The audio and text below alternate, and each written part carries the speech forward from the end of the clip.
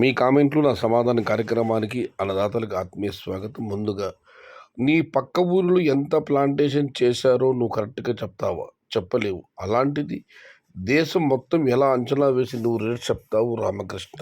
ఇక ప్రదీప్ కుమార్ గారు, అయ్యో రామకృష్ణ గారు, ఈరోజు మదనపల్లికి వచ్చిన టమోటాలు చాలా తక్కువ. మదనపల్లి లోకల్ మరియు చుట్టుపక్కల గ్రామాలకు కూడా సరిపోవు. మీరు తోటల్లో కాయలు తగ్గిపోయాయి అంటున్నారు. ఆల్రెడీ ఎప్పుడో తగ్గిపోయి. ఎంతసేపు మదనపల్లి చుట్టుపక్కల చేసి అంచనా వేయకు. నువ్వు దేశం చూడు, మళ్ళీ అనాలిసిస్ పెట్టు. భవిష్యత్ రేట్ చెప్పడం ఎవ్వరికీ సాధ్యం కాదు. మండీ ఓనర్స్ 30 నుండి 40 సంవత్సరాల నుండి వ్యాపారం అంటే 30-40 సంవత్సరాలుగా వ్యాపారాలు చేస్తున్న వాళ్ళు కూడా భవిష్యత్ రేట్ చెప్పలేరు. అలాంటిది నువ్వు రైతులకు ఆశ పెట్టి ఇబ్బంది పెడుతున్నావు. నువ్వు రైతులకు మంచి చేయాలి అనుకుంటే పంటలకు వచ్చే రోగాలు, వాటికి వాడే మందులు ఇలాంటివి చెప్పు, నీకు తెలిస్తే.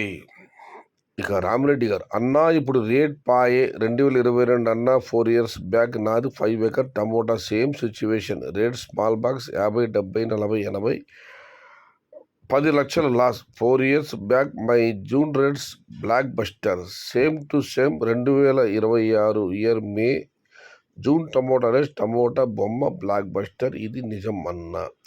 2007 సంవత్సరం ఇదే నెలలో చిన్న బాక్సులు 60, 70, 40, 80 వెళ్ళాయి. 10 లక్షల వరకు లాసాను. కానీ అదే 2007 సంవత్సరం జూన్లో మాత్రం ధరలు భారీగా వెళ్ళాయి.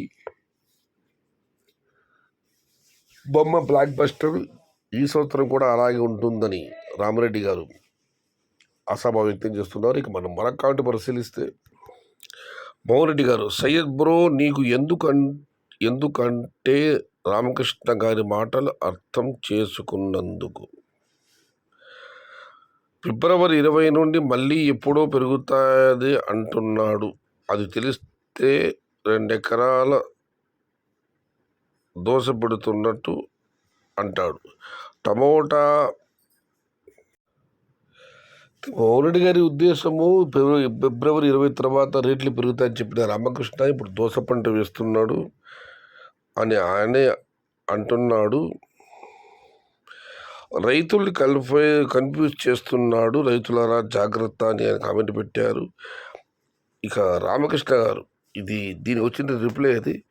నా ఎగురుతోట విడిచిపెట్టి చాలా రోజులైందన్నా. ఆ పొలంలో దోశ ప్లాంటేషన్ చేస్తున్నా. నిర్మల్ వెరైటీ దోశ పెడుతున్నా. తోట వదిలేసి చాలా రోజులైంది. రామకృష్ణ గారు, ఫిబ్రవరి 20 తర్వాత ధరలు పెరుగుతాయి. నాది కూడా జిగురుక తోటలు ఉన్నాయని మీరు చెప్పారు. ఇప్పుడు చూస్తే తోటలు చాలా రోజులు అంటున్నారు. అయితే ధరలు ఉండవని మీకు ముందే తెలుసా? చెప్పడానికి మీరు ఏమైనా భూమిరెడ్డి గారు, లైట్ తీసుకున్న అతని అమాయకత్వం అందరికీ అర్థమైంది అనుకుంటున్నా. లేకపోతే ఏమిటన్నా, ముక్కు మూసుకుపోయి కొన జుట్టు పైన నీళ్లు వచ్చి నిండా మునిగిపోయినా ఇంకా ఊపిరి ఆడుతూ ఉంది అని అంటుంటే ఏమిటి అర్థం? అమాయకత్వం కాకపోతే ఎవరో ఏదో చెప్పారని ఒకరిని నిందించే బదులు మన ధైర్యంతో మన పంట పెట్టుకుందాం. ఆ పైన దేవుడి దయ. ఎస్.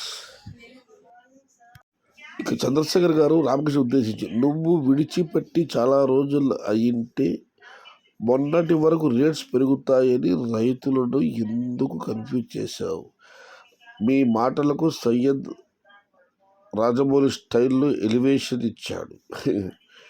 దానివల్ల రైతులు ఎంతో కొంత పెట్టుబడి పెట్టి తోటలు చూసుకుని ఉంటారు. సయ్యద్ బ్రో, నువ్వు కూడా మారాలి. ఓవర్ తుంబ్లెన్స్ ఇస్తున్నావు ఆర్కేకి. ఆర్కే ఎపిసోడ్ ముగిసిందన్నా. హలో ఆర్కే, ఇక్కడి నుంచైనా నీ కన్ఫ్యూజన్ కామెంట్స్ వదిలి బుద్ధిగా నీ పని నువ్వు చేసుకోవడం బెటర్. ఓమిరెడ్డి గారు, ఇక మనం మరొకటి పరిశీలిస్తే, అన్నా కర్నూలు 25 kg బాక్స్ 80 and 70 రూపాయలు. సూరిబాబు గారు,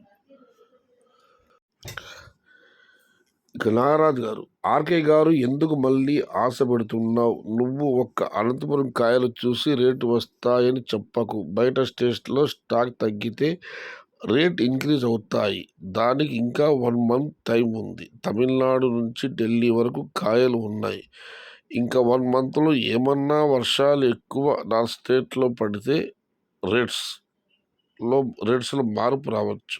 మీరు ఊరికే రేట్స్ వస్తాయని చెప్పకు. రైతుల పరిస్థితి చాలా ఘోరంగా ఉందన్న రేట్స్ ఎప్పుడు వస్తుందో చెప్పండి. శివ మంజు గారు, ఒకటి ఆంధ్ర వ్యాపారస్తులు రావాలి, లేదా వస్తున్న దిగుమతులు సగం మేర తగ్గాలి. అంతవరకు ధరలు పెరిగే అవకాశం లేదు. ఇక సుధాకర్ గారు, ఆర్కే నీ మాటలు నీవు రైతుల్ని ఆశపెట్టి మాట్లాడు